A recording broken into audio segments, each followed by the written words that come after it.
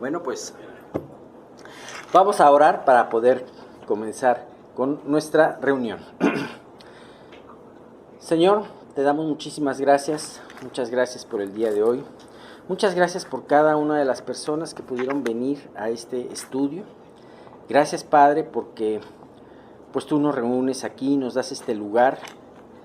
Bendice este lugar como te lo hemos pedido luego los miércoles, bendícelo, prospéralo. Y permite que sigamos hallando gracia a Dios para poder seguir teniendo nuestras reuniones. Guarda mucho a los que no pudieron venir, Señor. Permite que puedan llegar si están en camino.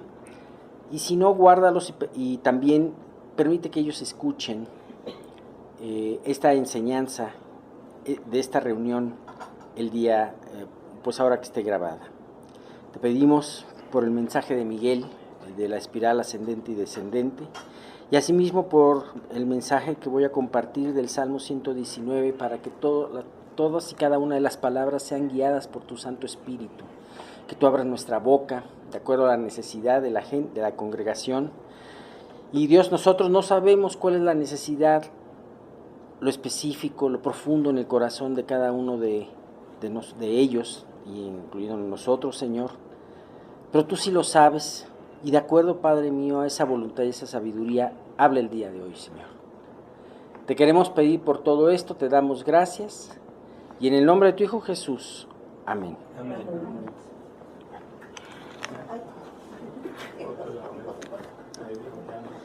De preferencia no te sientes en la Biblia. Bueno, pues la semana pasada, los que estuvieron, los que no estuvieron aquí, cada uno de algunos de ustedes compartieron lo que era el clamor, compartieron lo que habían en alguna ocasión pedido con todo el corazón a Dios. Hemos estado hablando del clamor en toda esta parte, hemos hablado de ese clamor que nos ayuda a entrar por la puerta estrecha, que nos ayuda a entrar por ese ojo de la aguja. Ajá. Y bueno, pues vamos a seguir con nuestro estudio. Vamos a seguir con la segunda parte de esta sección 19. Acuérdense que estamos en la sección 19. La palabra que se utiliza en el acróstico es la palabra kof, y que habíamos visto que quiere decir ojo de aguja, y que en esta palabra kof, pues también es la palabra con la que empieza santidad. Bien, vamos a seguir leyendo. Ahora vamos a ver de los versículos 149, estamos en el Salmo 119, los versículos 149 al 152, los voy a leer. Oye mi voz conforme a tu misericordia, oh Jehová, vivifícame conforme a tu juicio. Se acercaron a la maldad los que me persiguen, se alejaron de tu ley. Cercano estás tú, oh Jehová, y todos tus mandamientos son verdad. Hace ya mucho que he entendido tus testimonios, que para siempre los has establecido. Bien, pues seguimos hablando. Estuvimos hablando en la primera parte del clamor de Dios, estuvimos hablando de lo importante que era para el salmista el clamar a Dios, y también de cómo sus hábitos personales, devocionales, hablaban de esto. Este hombre se adelantaba al alba a buscar a Dios, y en la noche también lo buscaba. Habíamos hablado de Daniel, que lo buscaba, iba delante de Dios en oración, en su lugar, en su cuarto íntimo, 3 veces al día. Algo muy importante, escuchamos testimonios del clamor. Los testimonios, yo creo que, iba a decir algunos muy bonitos, yo creo que todos muy bonitos, sobre todo viendo la voluntad de Dios. Y hay algo muy importante y que debemos de tener en cuenta todos nosotros cuando le pedimos algo a Dios. Nosotros no le pedimos a Dios porque nos lo merezcamos, porque hayamos hecho o tengamos esa conducta que le debe de obligar a Dios, o esa insistencia que le debe de obligar a Dios el contestarnos. Dios no es obligado, ni nosotros nos merecemos esa respuesta, sino que claramente el mismo salmista lo refiere aquí. Oye mi voz.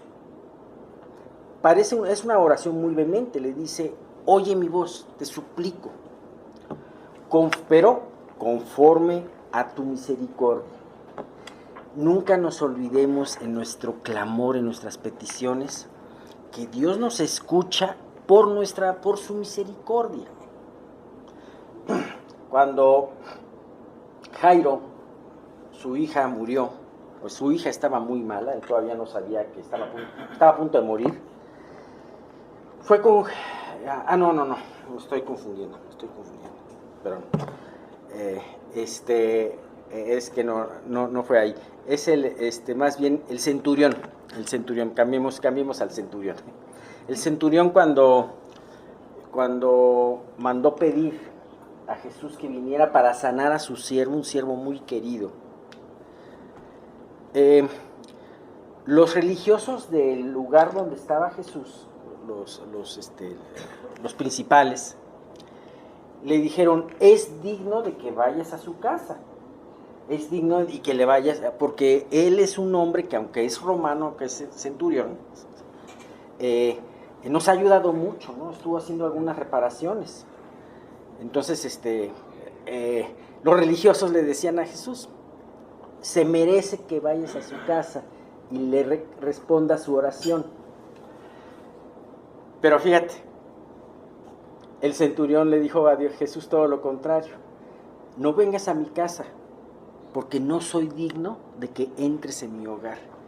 Pero sé que una palabra tuya va a bastar para sanar a mi siervo. Porque yo también soy hombre con personas bajo mi autoridad, que le digo a este ve y lo hace, y a este otro ve y lo hace. Jesús se maravilló, porque este hombre estaba perfectamente ubicado en lo que era la oración. Tan es así que Jesús dijo, ni aún he visto tanta fe en Israel. Porque este hombre, además de que sabía que no tenía como algo supersticioso necesariamente que tocar al enfermo, sino tan solo con su palabra podía sanarlo, también por otro lado él se vio a sí mismo inmerecedor de esa petición. Entonces es algo muy interesante. ¿Cuántas veces podríamos nosotros sentirnos merecedores de la oración, de la respuesta de Dios? Que cuando llega esta respuesta, cuando no llega esta respuesta o llega de la manera que no esperamos, nos enojamos con Dios. ¿Por qué? Es que Dios no me contestó. Dios no tiene la obligación de contestarte. Lo hace conforme a su misericordia. Y este es un punto muy importante. ¿Sabes? Hubo una historia, esto lo hemos hablado múltiples veces, porque además no solamente este salmo ha tocado acerca de la misericordia, sino también pues, muchos otros salmos, y en la Biblia se habla constantemente de la misericordia, y hemos visto y hemos repetido que esa misericordia es el punto de unión entre un Dios sublime, santo y perfecto, y nosotros que somos hombres pecadores e indignos.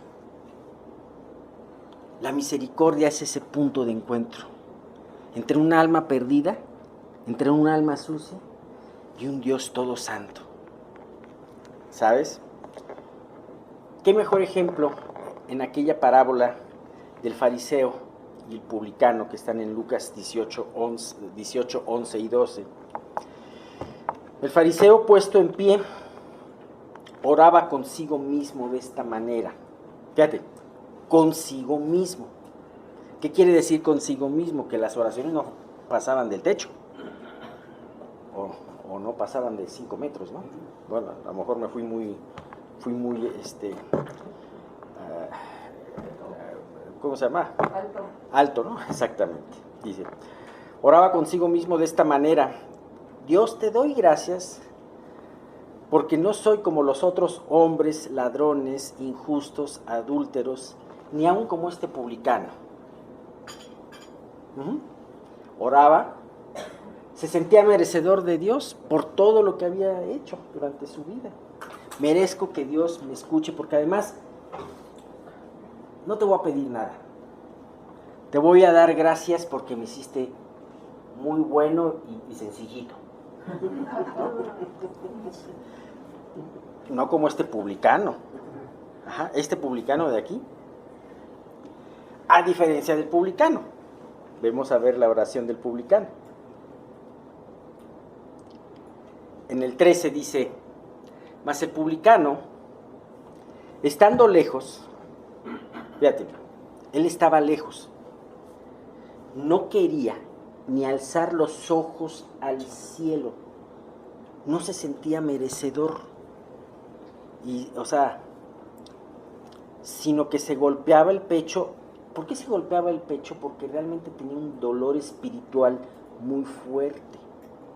No es que se le hubiera atorado algo, sino que tenía ese dolor.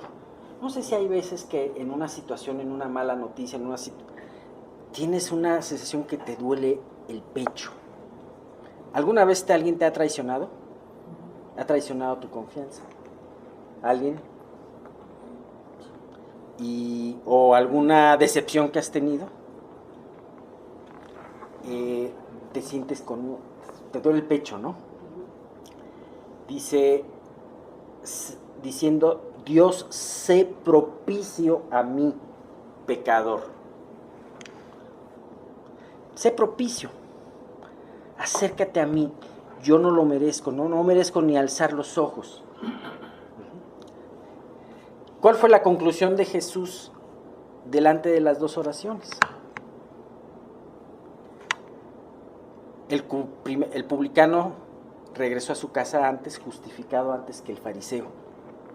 O sea, Dios escuchó al publicano, no escuchó al fariseo. ¿Qué era publicano, perdón? ¿Mandé? ¿Publicano qué era? Publicano era un hombre que era el enviado del SAT romano, era de los impuestos. Como Mateo. Como Mateo, exactamente. Entonces, trabajaba para Roma, pero siendo judío. Entonces, la gente lo consideraba como traidor, porque estaba cobrando impuestos, tributos para Roma. Y entonces, era además, delante de la congregación, era menospreciado, era execrado. Y además, encima de eso, muchos de ellos utilizaban esa posición para poder extorsionar, para cobrar lo que era injusto, para asustar a la gente y cobrarles de más muchas veces. Entonces, y defraudar. Entonces, ese era el publicano. Eran considerados como los parias de la sociedad en aquel entonces. Entonces, por eso Jesús daba.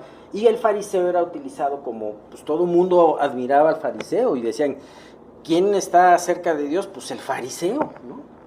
Porque se ve muy piadoso. Pero Jesús te mostraba en esta parábola quién había sido el que había escuchado. Era aquel que se reconocía pecador, que le dolía ser pecador y que le pedía a Dios ser propicio. Fíjate qué importante, sé propicio. Utilizaba esa petición, sé propicio. No le daba gracias por ser público, no le daba gracias por ser bueno. No se justificaba diciéndole: bueno, Dios, sí soy publicano, pero pues la verdad es que las cosas de la vida me orillaron a esto, ¿no? Sino simple y sencillamente le dijo: Dios, acércate a mí, sé propicio. De hecho, fíjate que precisamente el lugar de unión, tanto en el tabernáculo como en el templo, que era en el lugar santísimo, se tenía el arca del pacto. ¿Se acuerdan que lo hemos visto muchas veces? Y arriba del arca del pacto había una tapa para que las cosas que habían en el arca del pacto, en el lugar santísimo, en el tabernáculo, pues nadie las viera, ni el sumo sacerdote. El arca estaba cubierta por una tapa, y en esa tapa estaban esculpidos unos querubines. Esa tapa se llama en hebreo caporet, o tapa. En español se le dice propiciatorio. En inglés se le llama mercy seat o asiento de misericordia. Ajá. Entonces, de alguna manera, esa palabra de propiciatorio es la misericordia y misericordia están muy unidas. Sé propicio a mí, pero ¿por qué va a ser propicio Dios a nosotros? Por su misericordia. En su misericordia Él muestra su amor, un amor que no merecemos. Es el amor de Dios puesto en acción hacia nosotros. Bien, entonces el salmista le pide en esto, oye mi voz conforme a tu misericordia. Y lo segundo que le dice es, oh Jehová, vivifícame conforme a tu juicio. ¿Cuál fue la segunda petición? Vivifícame, avívame. El salmista estaba en medio de la tribulación y él deseaba salir de esa tribulación. En esa tribulación, una de las cosas que sabemos por lo que dice el salmista es que estaba siendo presionado, perseguido por sus enemigos. Príncipes se juntaron, se sentaron y consultaron con él. Los malos lo perseguían. Aquí vamos a ver después otro versículo igual. Sin embargo, él entendía que lo más importante de la prueba no era salir de la misma prueba, sino lo que él entendía era que lo más importante es que saliera con un espíritu vivificado. De nada nos serviría ninguna prueba en nuestras vidas si esto no prueba nuestra fe y nos lleva a tener un avivamiento en nosotros mismos, un acercamiento a Dios a través de nuestro espíritu. ¿Sabes?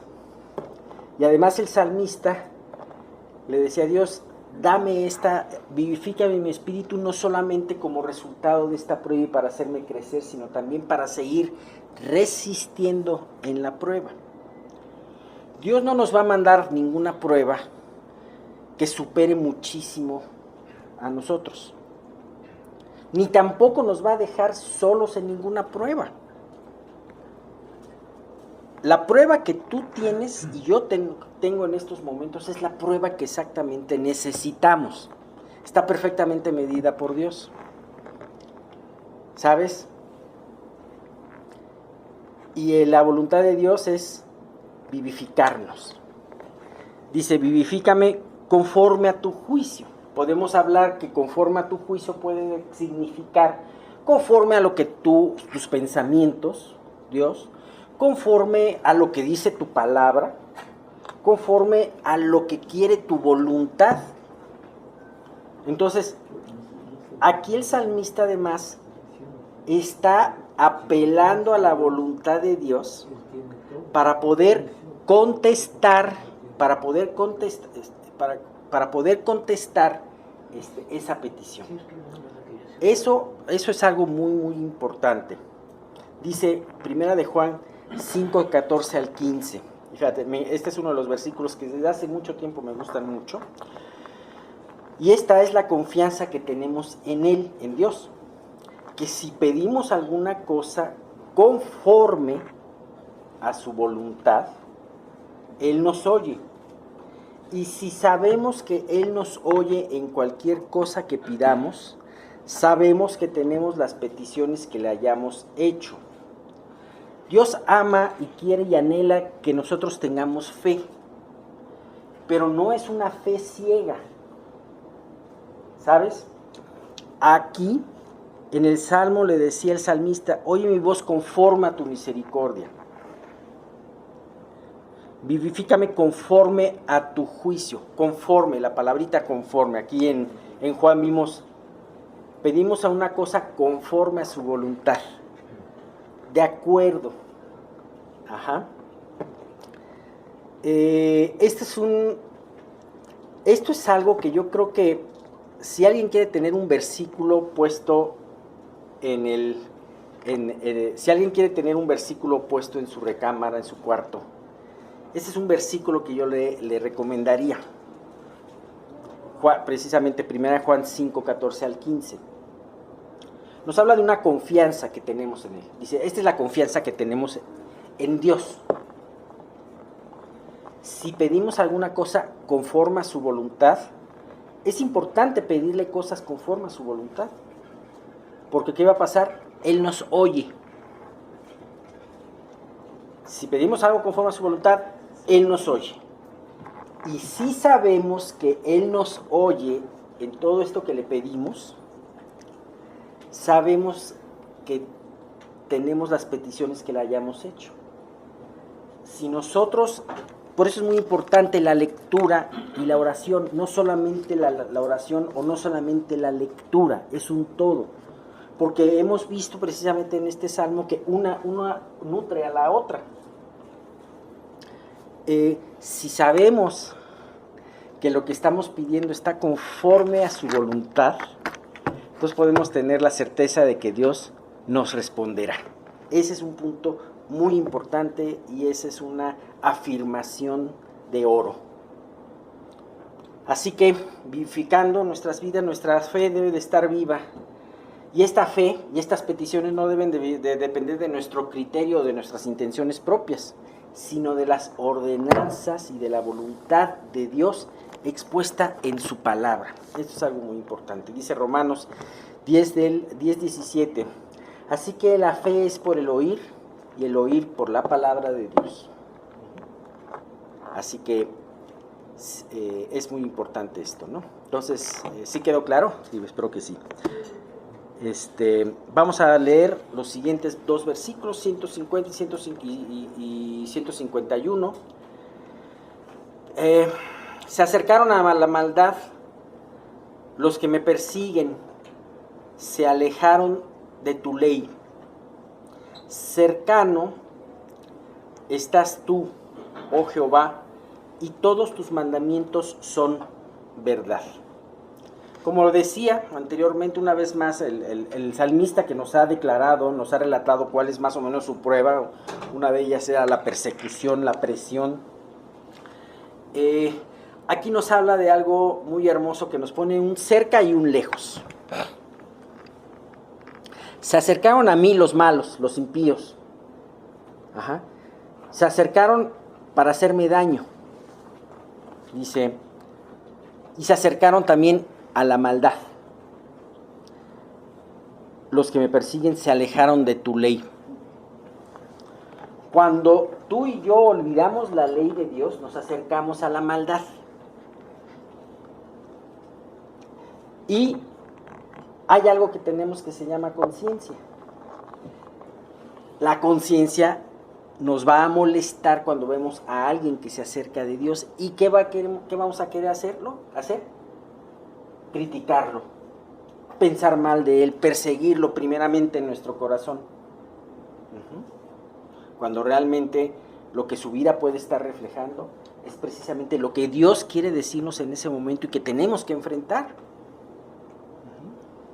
Cuando alguien sale enojado de una predicación, no necesariamente es una mala señal, puede ser una buena señal.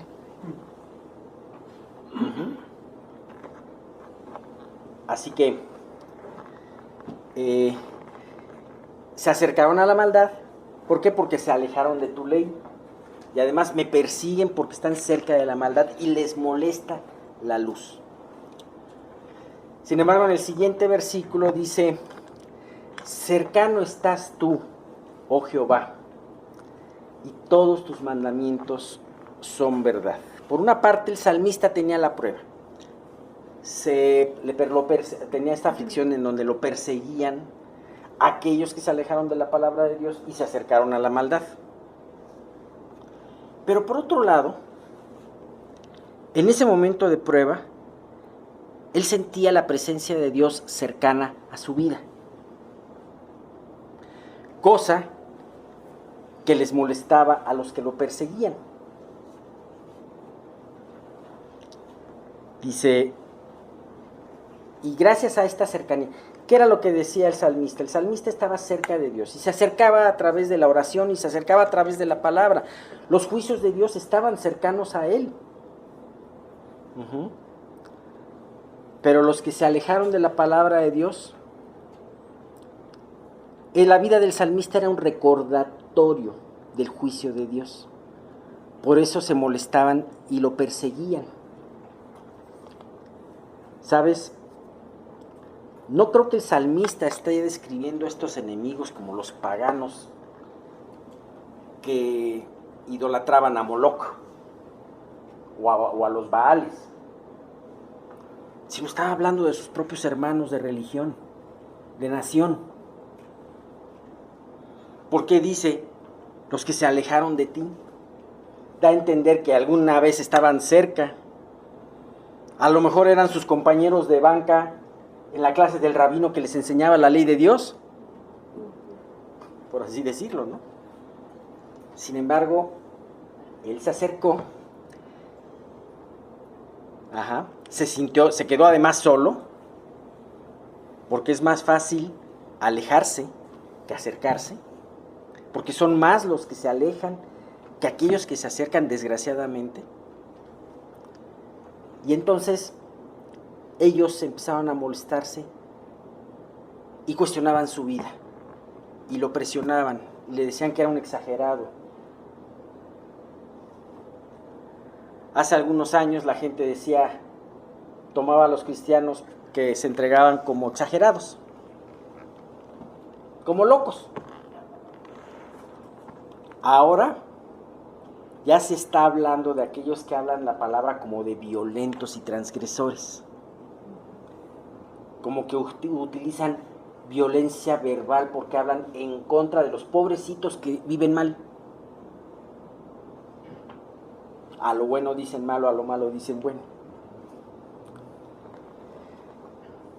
Juan 16, 2, 3, Jesús les anticipó esto. Os expulsarán de las sinagogas y aún viene la hora cuando cualquiera que os mate pensará que rinde servicio a Dios, y harán esto porque no conocen al Padre ni a mí. No está hablando Jesús de que los van a perseguir los romanos, que sí los persiguieron, o que los van a perseguir los griegos, que también los persiguieron, sino que la principal persecución y la primera que se dio eran sus compañeros de asiento de la sinagoga. Y ellos eran los que los expulsaban. ¿Por qué? Porque no conocían al Dios que decían conocer, y por eso tampoco identificaban a Cristo, en Cristo, al Mesías que decían esperar. Los peores enemigos pueden ser los de tu propia casa. No te estoy poniendo miedo con nadie, pero la verdad es un punto muy importante. Hermanos, es muy importante el acercarnos a la presencia de Dios a través de la palabra, a través de lo que Él nos pida en nuestro cuarto de oración, en la intimidad de nuestra lectura, que lo podamos obedecer en aquellas pequeñas cosas. Generalmente Dios no te va a pedir una gran cosa.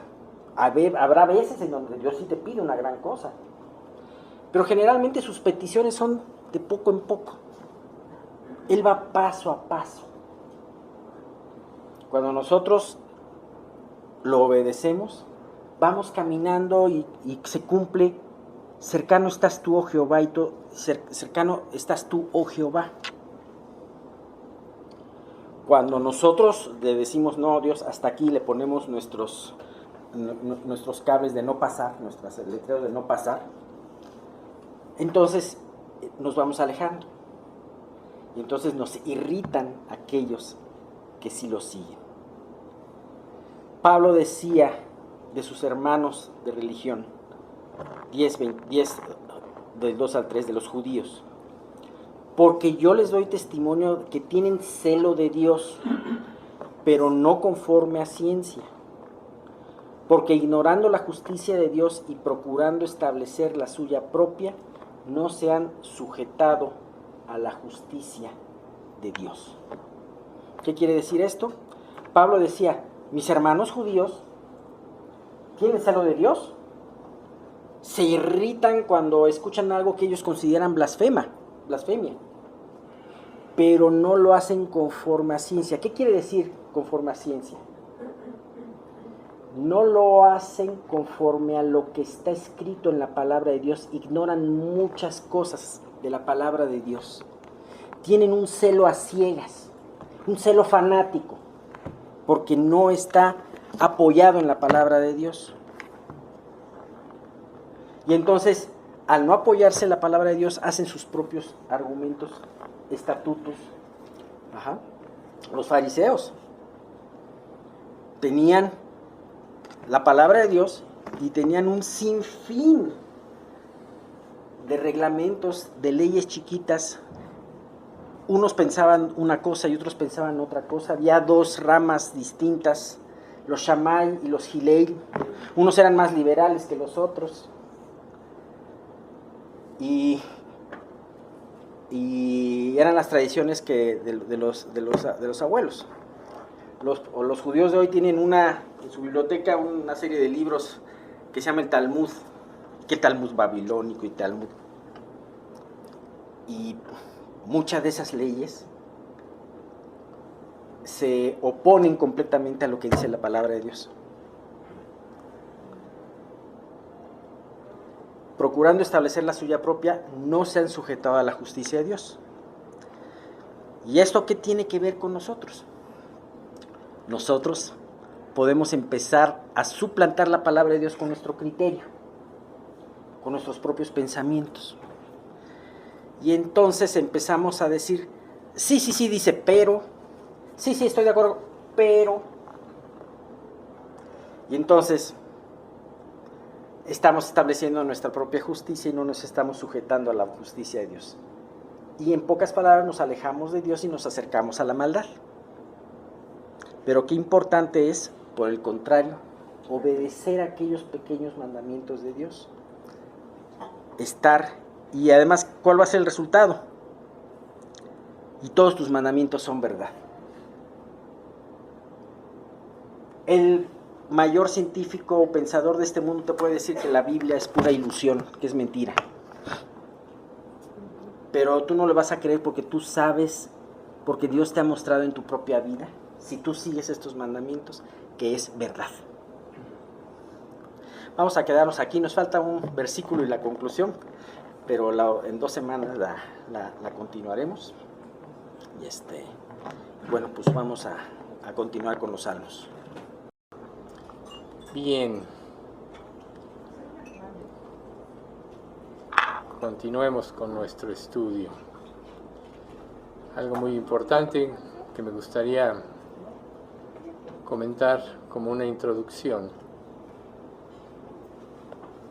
es precisamente cómo estamos viviendo tiempos muy difíciles. En el libro de Apocalipsis, en la iglesia de Pérgamo, aunque no les voy a referir todo el pasaje,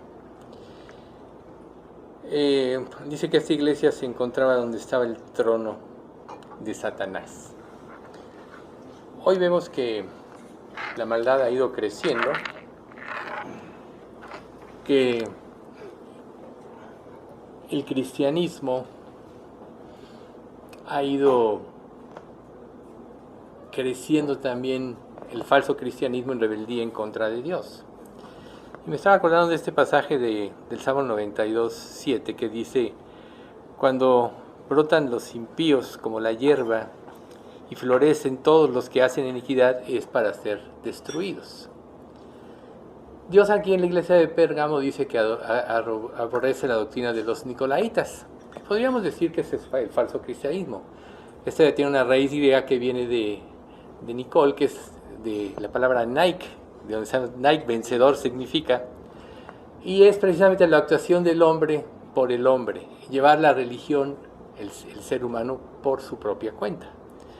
Pero lo más impresionante, dice Dios aborrece esto, es que Dios al último habla de los fieles. Y dice en Apocalipsis 2:17, el que tiene oído, oiga lo que el Espíritu dice a las iglesias. Al que venciere, le daré a comer el maná escondido, y le daré una piedrecita blanca, y en la piedrecita está escrito un nombre nuevo, el cual ninguno conoce, sino el que lo recibe. Entonces sí, estamos viendo un mundo turbulento, donde el cristianismo ha sido afectado.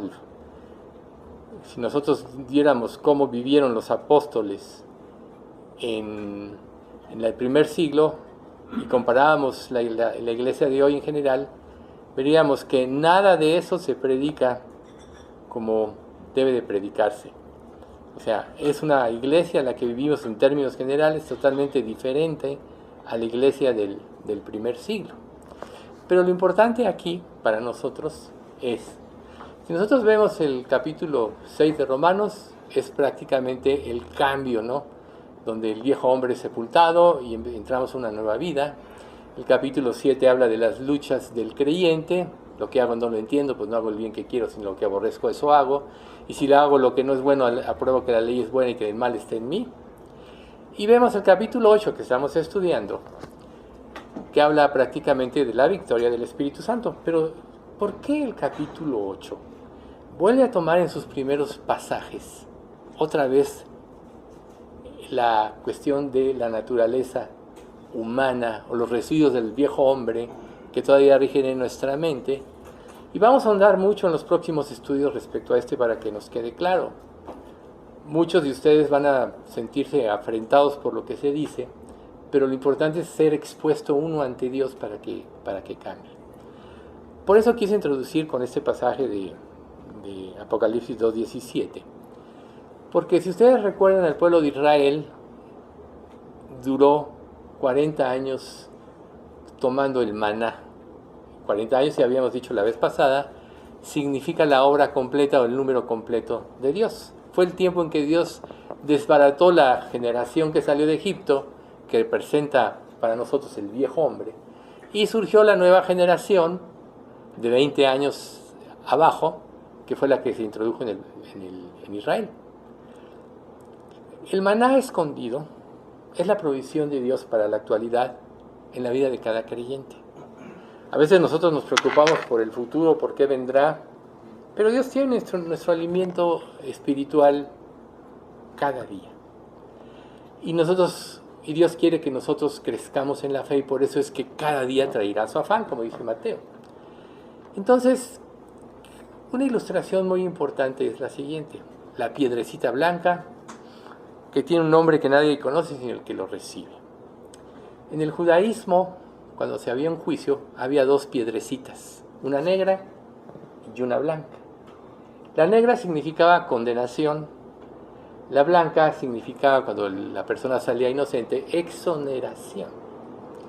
Entonces aquí lo importante es primero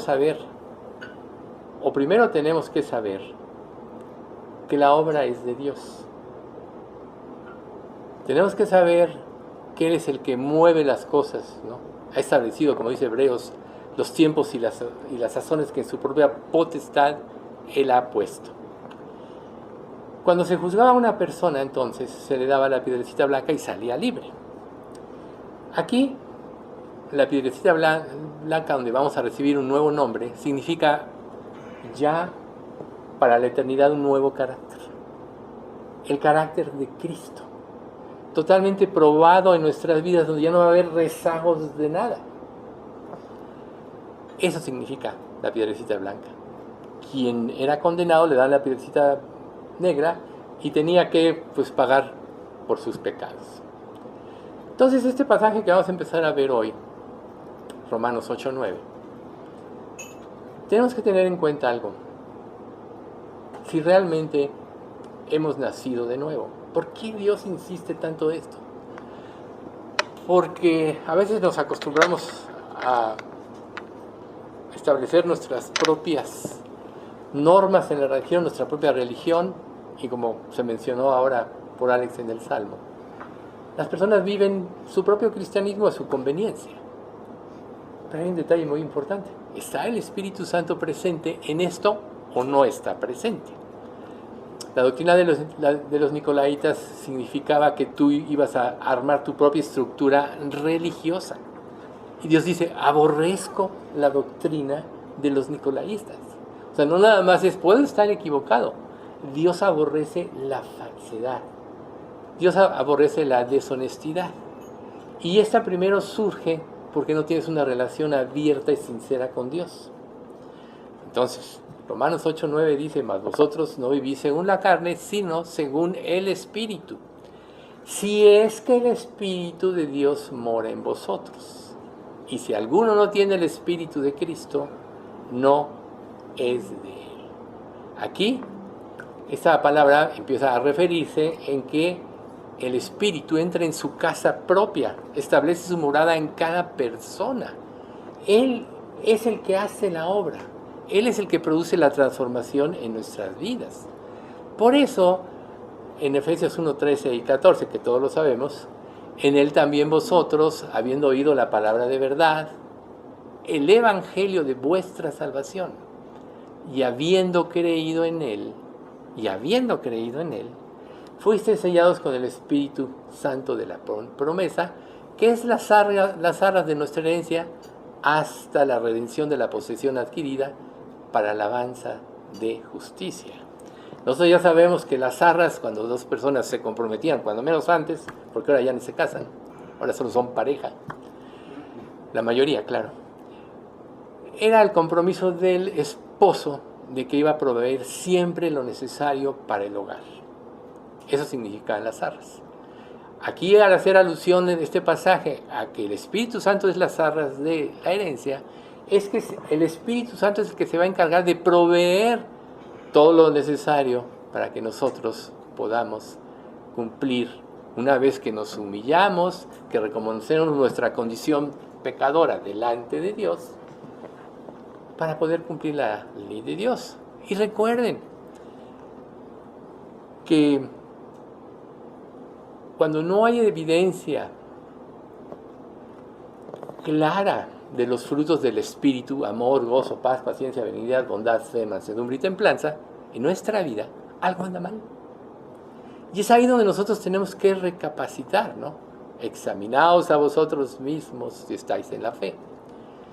Pero la palabra de Dios nos dice en 1 Corintios 12:13, porque por un solo Espíritu fuimos bautizados en un cuerpo, sean judíos o griegos, sean esclavos o libres, y a todos se les dio a beber de un mismo Espíritu. Ya no hay judío ni griego, dice otro pasaje, no hay varón ni mujer, sino que todos somos uno en Cristo. Dios nos ve como sus hijos.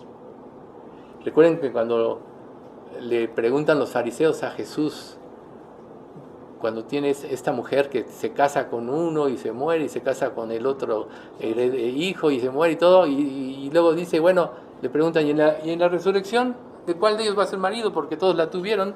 Dice, y erráis ignorando las Escrituras y el poder de Dios, porque en la resurrección ni se casan ni se dan en casamiento, sino todos serán como los ángeles de Dios. La iglesia es la esposa de Cristo, compuesta de judíos, griegos, etc. Todas las razas, pero con la característica de todos los que han decidido creer en Él. Por eso es tan importante no caer en la trampa de esta época, de pensar que nosotros estamos viviendo un cristianismo verdadero cuando hemos formado nuestra propia religión, la doctrina de los nicolaítas. Tus propios términos, tomas lo que te conviene, desechas lo que no te conviene y así empiezas a vivir. Pero las personas, vamos a ver un poquito, vamos a entrar un poquito de por qué una persona rechaza a Dios. Romanos 1:21 nos dice, vamos a usar este pasaje de Romanos 1 si quieren ponerlo. Pues habiendo conocido a Dios, no le glorificaron como a Dios ni le dieron gracias, sino que se envanecieron en sus razonamientos y su necio corazón fue entenebrecido. Ahí está la doctrina de los nicolaítas, ¿ven? Se envanecieron en sus razonamientos. Tú te puedes decir creyente y te puedes creer el mejor creyente. Y a lo mejor estás envanecido en tus propios razonamientos y tu corazón está siendo entenebrecido porque no disciernes correctamente gracia de Dios. Después, como consecuencia lógica, inventan sus propias ideas de lo que Dios debe ser y hacer. O sea, voy a hacerme un Dios a mi conveniencia. Romanos 1:25. Ya que cambiaron la verdad de Dios por la mentira, honrando y dando culto a las criaturas antes que al Creador, el cual es bendito por los siglos. Amén. Cambiaron la verdad de Dios por la mentira. ¿Qué pasa cuando a ti se te expone una verdad de Dios y en tu mente no la aceptas? Hay una razón para ello. No quieres cambiar. No quieres dejar esa área que Dios te está mostrando. Y entonces, aquí te lo dice la palabra, ¿no? Tu corazón se envanece. Y esto te lleva, y esto ya hablamos de lo que está viviendo este mundo, caen en toda clase de perversiones, avaricia, odio, envidia, homicidios, peleas, engaños, conducta maliciosa, chismes. Y en Marcos, aunque parcialmente lo mencionó hoy Alex en Mateo, en Marcos 7:21 al 23 te dice la consecuencia de esto cuando un corazón no se rinde a Dios. Porque de dentro del corazón de los hombres salen los malos pensamientos, los adulterios, las fornicaciones, los homicidios, los hurtos, las avaricias, las maldades, el engaño, la lascivia, apetito desmedido por deleites carnales, la envidia, la maledicencia, la soberbia y la insensatez. Todas estas maldades de dentro salen y contaminan al hombre. Entonces, por eso es tan importante ser juiciosos en lo que nosotros hacemos y verlo solo a la luz de la palabra de Dios. Porque Dios es claro. Recuerden Job 33, del 27 al 30. Él mira sobre los hombres y al que dijere, pequé y pervertí lo recto y no me he aprovechado, ahí está el arrepentimiento, ¿no? Dios redimirá su alma para que no pase al sepulcro y su vida se verá en luz. Para liberar su alma del sepulcro y para iluminarlo con la luz de los vivientes. El que dijere, pequé y pervertí y no me he aprovechado. Honestidad. El pecado nos engaña, pero al final de cuentas, cuando caemos en sus redes nos damos cuenta de que realmente nos engañó porque nunca cumple lo que promete. Recuerden ustedes algo muy importante. Nadie puede ser feliz en su vida cuando toma decisiones en contra de Dios, porque su conciencia puesta delante de Dios, que es la ley de Dios escrita en nuestros corazones, le acusa. Aunque tú te acostumbres a racionalizar y a cauterizar tu conciencia, nunca la vas a poder apagar. Pero cuando una persona tiene una conciencia limpia, entonces vive en la libertad de Cristo y puede disfrutar todas las cosas que Dios ha dado, obviamente sin relación con el pecado, que es lo que produce la mala conciencia, ¿ven ustedes? Entonces la gente se engaña. Por eso en Romanos 1:32 dice,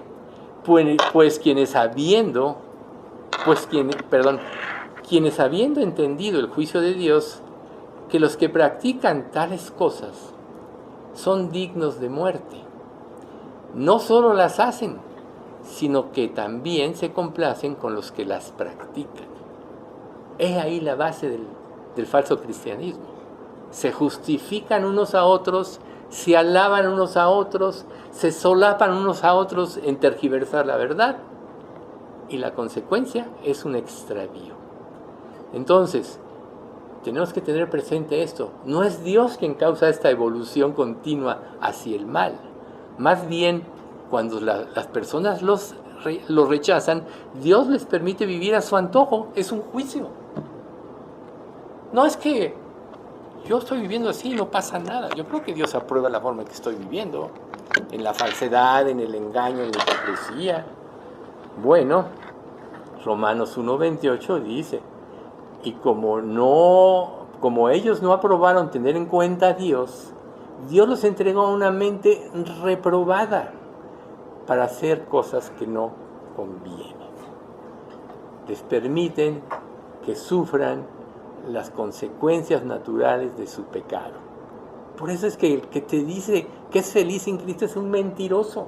Todo el mundo tiene una especie de máscara, donde se presenta ante los demás de una manera, siempre como victorioso, siempre como que va bien, pero recuerden, el corazón conoce la amargura de su alma y extraño se entremeterá en ello. ¿Por qué? Porque todo eso lo escondemos. Pero eso no decir que le escondemos es que no sea una realidad o que no se sepa. Cuando estas personas están atrapadas en la espiral descendente, no pueden salir por sí mismas, aunque ellas quieran. Los que cayeron en este proceso deben de comprender que solo Cristo puede sacarlos. Por eso Jesús dijo, yo soy el camino y la verdad y la vida. Nadie viene al Padre sino por mí. Y Jesús es la palabra. Nadie puede tener una relación correcta con Dios si no es a través de los principios que se dan en la palabra de Dios. Y ahora seguimos con Romanos 8:10. Pero si Cristo está en vosotros, el cuerpo en verdad está muerto a causa del pecado. Acuérdense, el viejo hombre fue sepultado, mas el espíritu vive a causa de la justicia. El nuevo hombre. ¿Sí? Aquí, al hablar de espíritu, en este pasaje, habla de el cuerpo, no es el Espíritu Santo. El cuerpo del pecado es el sinónimo de nuestro viejo hombre. Y ya fue sepultado, pero como hemos dicho y vamos a seguir repitiendo, la mente, los rezagos, el sistema de pensamiento que traemos, lo seguimos trayendo. Por eso es que, como dice Gálatas, la lucha de la carne es contra el espíritu y el del espíritu contra la carne, y estos dos se oponen entre sí para que no hagáis lo que quisierais. Todos los creyentes experimentamos esta lucha interna, pero los que no tenemos una seguridad de que somos salvos, tenemos que saber que la victoria está en Cristo. Ahí está la piedrita blanca, donde Dios nos va a justificar con la sangre de Cristo y va a empezar en esta vida a formar el carácter de Cristo. Y la plenitud va a venir cuando vayamos a su presencia. Entonces, Pablo utiliza cuerpo y carne para ilustrar las propensiones de la carne. Están entrelazadas y causan debilidades, supuestos deleites, pero también sentimientos de culpa y vacío. Recuerden que todos los seres humanos sin Dios tenemos un vacío que es del tamaño de Dios. Dios hizo al ser humano para ser él parte de su vida. Y por cuanto todos pecamos, morimos espiritualmente. Deja que los muertos entierren a sus muertos, tú ven, sígueme. Estamos muertos porque no tenemos una relación con un Dios santo, santo, santo a causa del pecado. Solo podemos obtener esta relación cuando nos arrepentimos y cuando ponemos nuestra fe en Jesucristo. Entonces, si el viejo hombre quedó muerto en el momento de la conversión, todavía ese sistema de pensamiento está en nuestra mente y tenemos que aprender a destruirlo. Y eso solo se va a lograr sustituyendo la verdad de Dios con la mentira en la que vivimos. La parte de tu vida que tú alimentes es la que va a regir tu vida. Por eso Pablo dice en Romanos 7, porque sabemos que la ley es espiritual, mas yo soy carnal, vendido al pecado. Porque lo que hago no lo entiendo, pues no hago el bien que quiero, sino lo que aborrezco, eso hago. Y si hago lo que no quiero, apruebo que la ley es buena y que el mal está en mí. ¿Ves? Ninguno de nosotros es bueno. Maestro bueno, le dice una mujer a Jesús, ¿no? ¿Por qué me llamas bueno? Claro que, joven, ¿por qué me llamas bueno? Solo hay uno bueno, Dios. Claro que Jesús era Dios, claro que sí, pero él quiso ilustrar aquí esta situación. Entonces, nosotros aquí tenemos que empezar a entender el sentido de las pruebas. Las pruebas atacan nuestras áreas débiles, por eso nos duelen. Atacan nuestras áreas de incredulidad, por eso tenemos estas luchas. Dios me responderá, Dios no me responderá. Dios está presente en mi vida o no está presente. Cuando Él es un omnipresente, Él está presente en todos lados al mismo tiempo. Ni siquiera tú sabes tanto de ti como Dios sabe de ti. Toda tu vida, recuerda, ya pasó antes de la fundación del mundo delante de Él. Él todo lo sabe. Él sabe las cosas en las que tú patinas.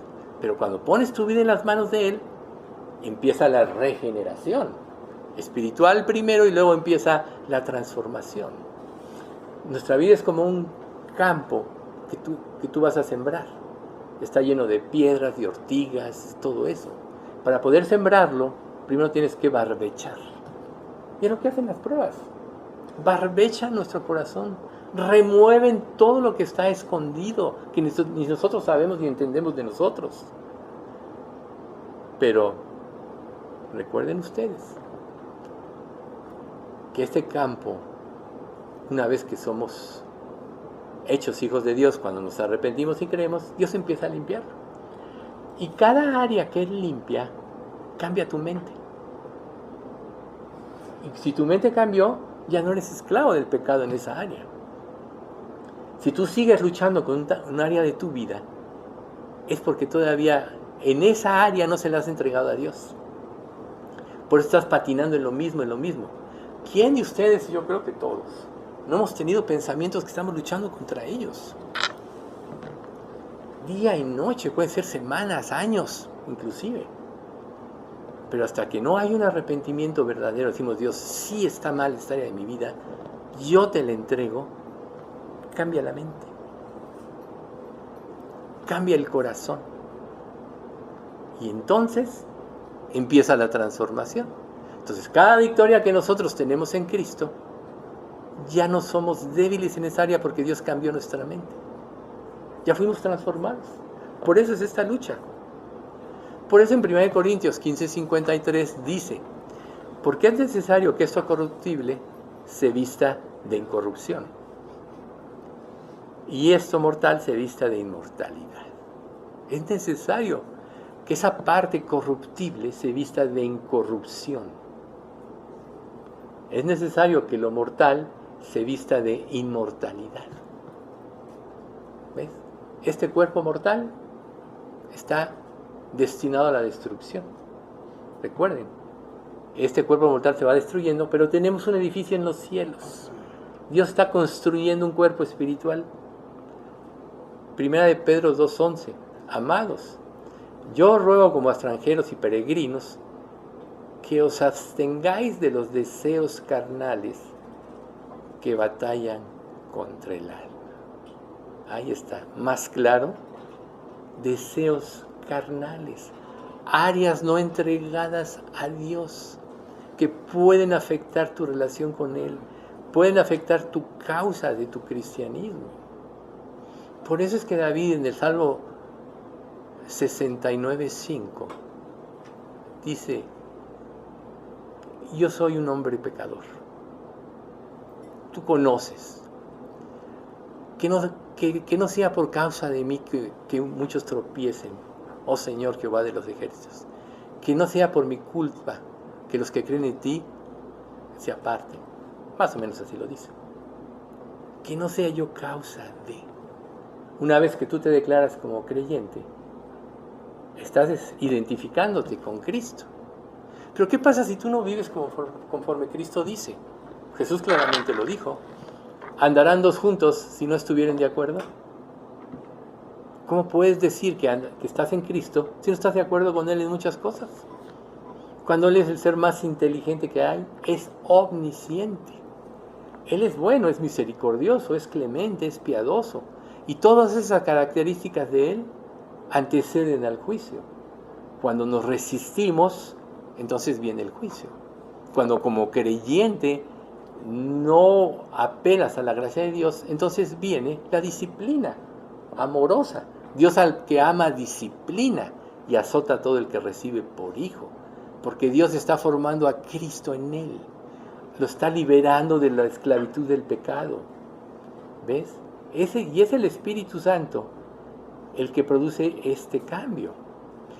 Efesios 2:4-5. Pero Dios, que es rico en misericordia por su gran amor con que nos amó, aún estando nosotros muertos en pecados, nos dio vida juntamente con Cristo. por gracia sois salvos. Esa es la misericordia de Dios que está operando en este mundo. Recuerden, y de la manera que está establecida para los hombres, Hebreos 9:27, que mueran una sola vez y después de esto el juicio. Es en esta vida donde tú tienes la oportunidad. No hay otra vida, no hay un purgatorio. Si tú en esta vida rechazas la gracia de Dios, estás cometiendo el peor pecado de todos. Y te lo dice Hebreos 10:29, 28 y 29. 28. El que viola la ley de Moisés por el testimonio de 2 o de 3 testigos muere irremisiblemente. 29. ¿Cuánto mayor castigo pensáis que merecerá el que pisoteare al Hijo de Dios y tuviere por inmunda la sangre del pacto en la cual fue santificado e hiciera afrenta al Espíritu de gracia? Ese es el peor pecado que alguien puede cometer. Rechazar el acto más grande de amor de Dios, de dar a su Hijo en rescate por nosotros, habiéndolo Él expuesto al infierno que todos merecíamos. Entonces, solo a través de Cristo se puede justificar o manifestar la justicia verdadera. Romanos 8:4. Para que la justicia de la ley se cumpliese en nosotros, que no andamos conforme a la carne, sino conforme al Espíritu. No andamos conforme a la carne, sino conforme al Espíritu. La verdadera iglesia no es perfecta, pero vive conforme al Espíritu. Está luchando cada día para que Dios le dé victoria en la dependencia de Él en sus debilidades. Hebreos 13:21. Haciendo Él en vosotros lo que es agradable delante de Él por medio de Cristo, de Jesucristo. Por Jesucristo, dice nada más, por medio de Jesucristo. Él es el que hace el cambio. Solo necesita ser honesto. Y entonces vamos a Romanos 8:11. Y si el Espíritu de aquel que levantó de los muertos a Jesús mora en vosotros, el que levantó de los muertos a Cristo Jesús, vivificará también vuestros cuerpos mortales por su Espíritu que mora en vosotros. ¿Ven? Ahí está. ¿Quién es el que nos da vida? El Espíritu. ¿Quién es el que nos vivifica? El Espíritu Santo. ¿Quién es el que cambia nuestra mente? Nos da la mente de Cristo. El Espíritu Santo. ¿Quién es el que nos da la fuerza para cambiar? El Espíritu Santo. ¿Quién es el que nos da la fuerza para vencer el pecado? El Espíritu Santo. Por eso es Romanos 8:9. Y si alguno no tiene el Espíritu de Cristo, no es de él. El error de la falsedad del cristianismo de ahora es que hacen a un lado el Espíritu. Tú cambia por tu propia fuerza. Sé bueno, date la paz, ¿no? O sea, puras tonterías que el hombre no puede. El hombre no puede cumplir la ley. No la puede. Y si nosotros tratamos de vivir nuestro cristianismo por nosotros mismos, nos vamos a ir al infierno. Que les quede muy claro. No puede el hombre ser bueno por sí mismo. No hay justo ni aun uno. No hay quien entienda. No hay quien busque a Dios. Todos se desviaron. A una se hicieron inútiles. No hay quien haga lo bueno. No hay ni siquiera uno. ¿Y dónde está el amor de Dios? Efesios 1:5. En amor, habiéndonos predestinado para ser adoptados hijos suyos por medio de Jesucristo, según el puro afecto de su voluntad. Dios predestinó. No entendemos cómo es. En su infinita sabiduría, Él lo hizo. Por eso Jesús dijo en Juan 6:37, todo lo que el Padre me da, vendrá a mí. Y el que a mí viene, no le echo fuera. Quiera Dios que todos los que estamos aquí hoy, escuchando, entendamos que Dios nos está llamando verdaderamente. Juan 10 del 27 al 30. Mis ovejas, oyen mi voz. Y yo las conozco y me siguen. Y no perecerán jamás, ni nadie las arrebatará de mi mano. Mi Padre que me las dio, ahí está, es mayor que todos. Y nadie las puede arrebatar de la mano de mi Padre. ¿Ves? Dios es el que nos llama. Dios es el que nos mueve. nos mueve a la salvación. Dios, a través de su Espíritu, es quien nos convence. ¿Qué le dijo Esteban a los judíos en su famoso sermón del capítulo de Hechos? Creo que es el 4 o el 5. Ustedes resistid siempre al Espíritu Santo. Eran los religiosos de la época, los que se sabían las Escrituras. No soportaron las palabras de Esteban y acabaron apedreándolo, ¿verdad? Pero ustedes son los que resisten al Espíritu Santo. A lo mejor Dios te ha mostrado a ti muchas veces y estás resistiéndolo. No, Dios, espérate. Yo voy a seguir mi propia vida. Yo tengo suficiente inteligencia para saber cómo son las cosas. La inteligencia humana, ya lo hemos dicho muchas veces, no te lleva a Cristo. Pues vamos a Romanos otra vez 1. Habiendo conocido a Dios, no le glorificaron como a Dios ni le dieron gracias, sino que se envanecieron en sus propios razonamientos y su necio corazón fue entenebrecido. El que inteligentemente quiere ir a Cristo, su corazón es entenebrecido, porque nunca a través de la inteligencia vas a poder ir a Él. Pero veamos la oración de Jesús en Juan 17, 24. Fíjense bien. Padre, aquellos que me has dado, o sea, Dios se los dio, quiero que donde yo estoy, también ellos estén conmigo, para que vean mi gloria que me has dado, porque me has amado desde antes de la fundación del mundo. Entonces, esto incluye a todos los que nos vamos a convertir en sus hijos al momento de la salvación. Otro pasaje que todos se conocen. Mas a todos los que le recibieron, a los que creen en su nombre, les dio potestad o el derecho de ser hechos hijos de Dios, los cuales no son engendrados de voluntad de carne ni de voluntad de varón, sino de Dios, no de voluntad de carne. Nadie puede ir por propia voluntad a Dios. Entonces ahí vemos la explicación del publicano, muy ilustrativa, ¿no? Y del pecador, ¿verdad? El fariseo. O sea, el soberbio, que cree que todo lo maneja y todo lo cree, o el humilde que reconoce su condición. ¿De cuál eres? ¿Cuál de los dos eres tú? Gálatas 4, del 5 al 7. Para que redimiese a los que estaban bajo la ley, a fin de que recibiésemos la adopción de hijos. Y por cuanto sois hijos, Dios envió a vuestros corazones el Espíritu de su Hijo, el cual clama, Abba, Padre. Así que ya no eres esclavo, sino hijo. Y si hijo, también heredero de Dios por medio de Cristo. ¿Eres coheredero con Cristo de todas las cosas si pusiste tu fe? No, es que yo todavía quiero vivir algunas cosas aquí. Ok, solo sé un poco inteligente. Un poquito. Compara la vida actual, máximo de 100 años, quizá uno que otro pase de eso, que si los hay ahora, muy pocos, o la vida eterna. ¿Qué prefieres? Digo, bajo ese planteamiento todos diríamos la vida eterna, ¿verdad? Entonces, ¿por qué te aferras a esta vida? ¿O por qué quieres encontrar en este mundo de pecado, bajo el dominio del diablo, la satisfacción?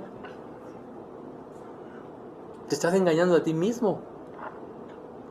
Pero aquí, claramente, el Espíritu de su Hijo, el Espíritu Santo, clama, Abba, Padre. Él es el que intercede, el que nos lleva a Cristo, el que traduce a Dios. Cristo es el que intercede por nosotros cuando lo hacemos nuestro Dios, nuestro Rey. Por eso es que en la eternidad, este pasaje que también hemos repetido algunas veces, primera de Juan 3, del 1 al 3, dice, mirad cuál amor nos ha dado el Padre para que seamos llamados hijos de Dios. Por eso es que el mundo no nos conoce, porque no le conoció a Él. El falso cristianismo en la actualidad quiere que el mundo los reconozca. Por eso bajan sus niveles espirituales, sus convicciones para ser aceptados por el mundo. Esa es la iglesia falsa. Es mejor que seamos 3 o 5 aquí escuchando la verdad que tener multitudes llenas. Quizá ustedes se preguntarán, ¿por qué no vienen tantos? Porque son confrontados a la verdad, ¿verdad? Amados, ahora somos hijos de Dios y aún no se ha manifestado lo que hemos de ser. Pero sabemos que cuando Él se manifieste, seremos semejantes a Él, porque le veremos como Él es. Y todo aquel que tiene esta esperanza en sí mismo, en Él se purifica a sí mismo como Él es puro. ¿Tienes esta esperanza? Entonces te estás purificando, estás dependiendo de Dios para que te dé la victoria. Entonces, Él no solo va a redimir nuestro cuerpo físico, sino también toda nuestra condición caída del ser humano. Esa es la piedrita blanca, por eso quise introducir eso. Un hombre que nadie conoce sino el que lo recibe. Y ese que lo recibe es el que recibió a Cristo, el que lo hizo su Señor, el que busca la gloria de Dios. Jesús muchas veces le dijo a los religiosos judíos de aquel tiempo, ustedes buscan su propia gloria. Y oraban a Dios y todo, y Jesús les dijo, y sabemos que Dios no oye a los pecadores, pero si alguno es temeroso de Dios y hace su voluntad, a ese oye. Ahora como tú dices, es que oro y Dios no me responde. Mejor pregúntate, ¿estoy viviendo para hacer su voluntad? ¿Realmente lo quiero hacer? Entonces, recuerden ustedes, este cuerpo mortal solo es el repositorio que queda donde el pecado encuentra vulnerable al creyente. Ahí están nuestras debilidades. Pero nosotros ya tenemos la victoria en Cristo. El cerebro y sus procesos mentales son parte del cuerpo. Por eso pueden tentar nuestra alma. Los traemos ese sistema de pensamiento obsoleto. Todavía nos influye.